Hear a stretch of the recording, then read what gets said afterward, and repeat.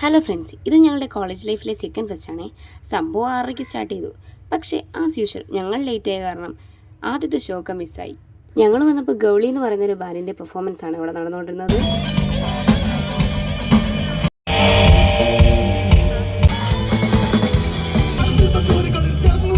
പിന്നീട് മെറ്റഡോറിയ എന്ന് പറയുന്ന ബാൻഡിൻ്റെ പെർഫോമൻസ് ആയിരുന്നു ഉണ്ടായിരുന്നത്.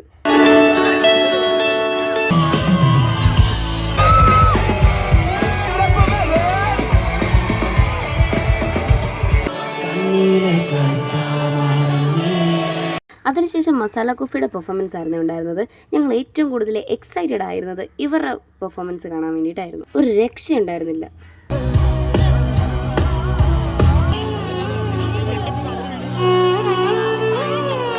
വയലിൻ്റെ ഈ ഒരു പോർഷനൊക്കെ അടിപൊളിയായിരുന്നു.